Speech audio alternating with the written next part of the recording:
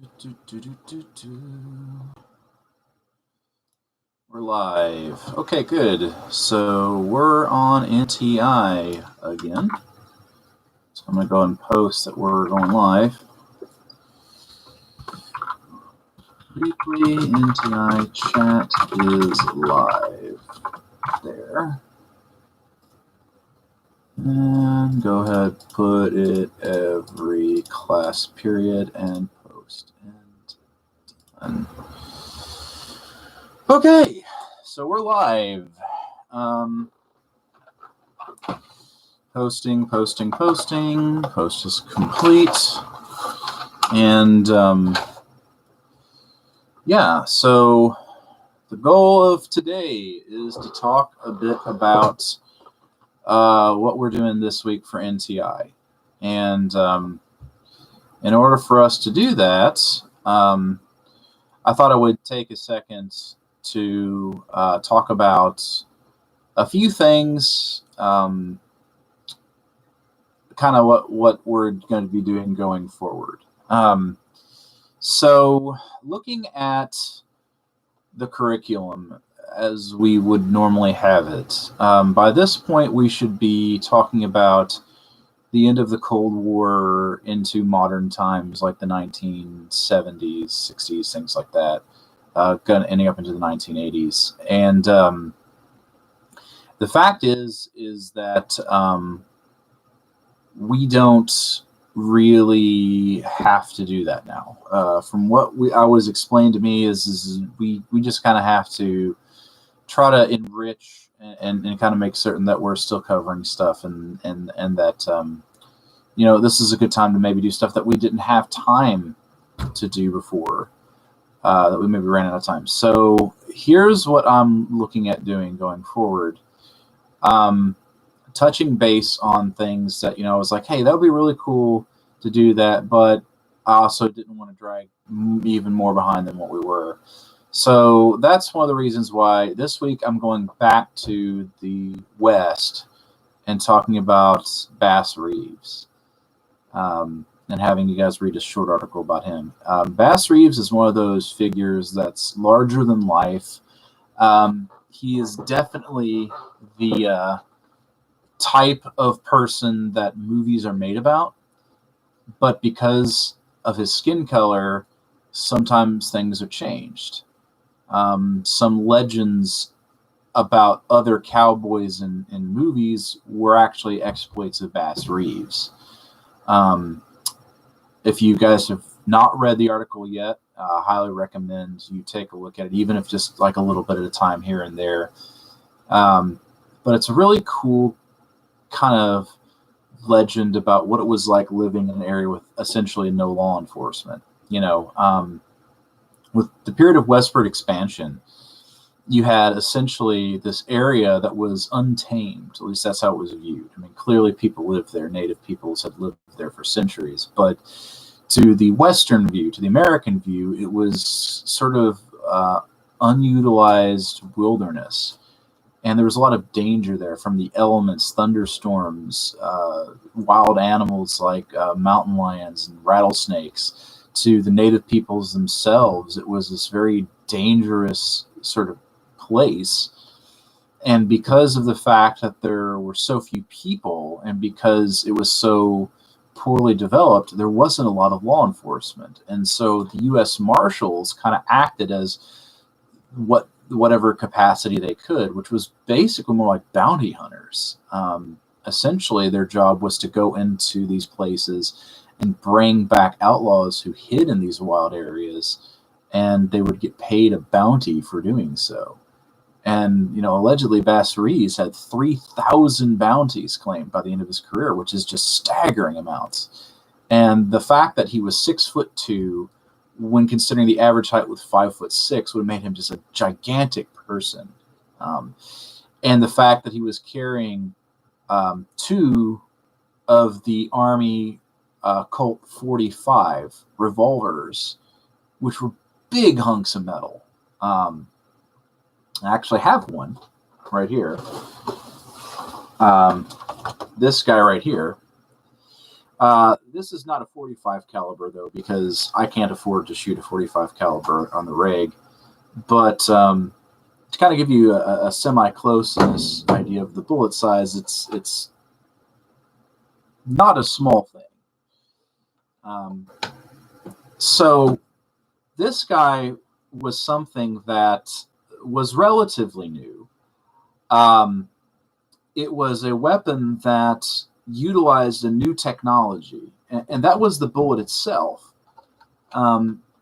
Bullets like this, where it was the projectile as well as the casing, using a firing pin mechanism, and all of it was self-contained, made it so that this weapon could be rapidly reloaded compared to something like a flintlock, or even the black powdered version of the Navy revolver, which is what like Clint Eastwood's character does in the Man Without a Name trilogy, in Fistful of Dollars and things like that. With a weapon like this, and I'm going to kind of do it this way, you've got this little loading gate, and then you can put the bullets in one after another, as opposed to having to load it from the top, and they had this little gizmo lever, you would pull it down and go from there.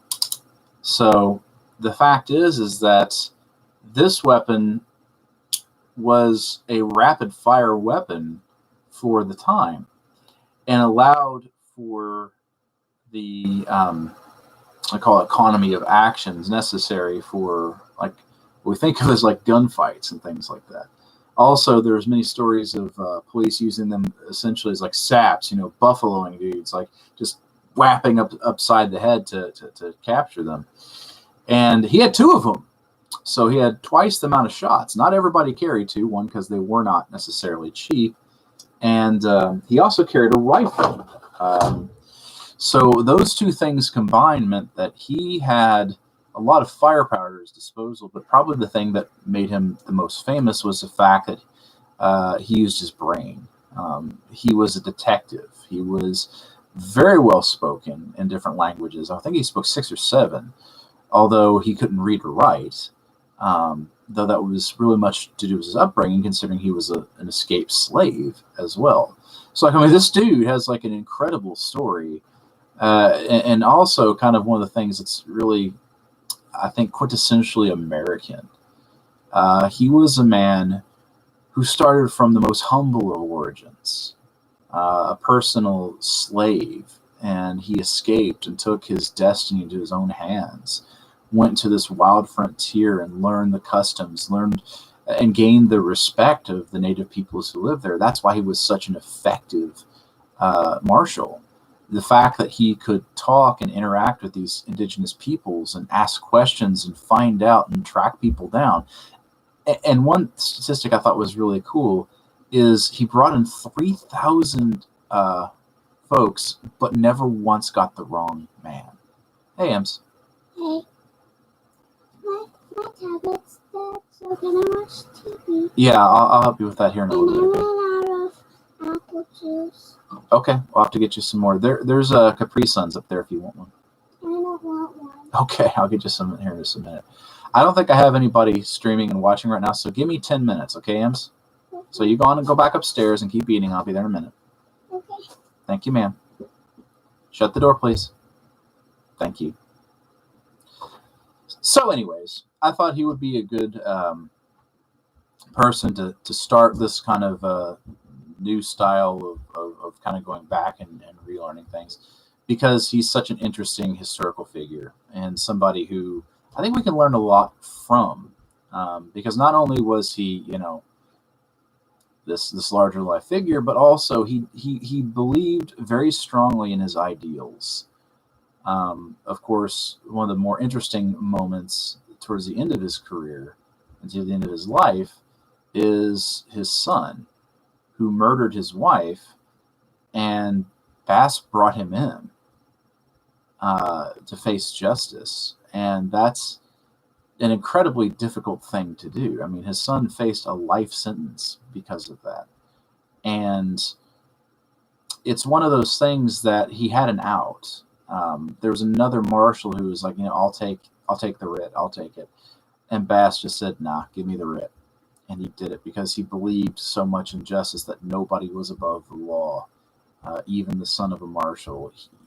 He was going to do what he had to do because he believed in it, And there also probably is, to some extent, a belief that he wanted to try to save his son's life because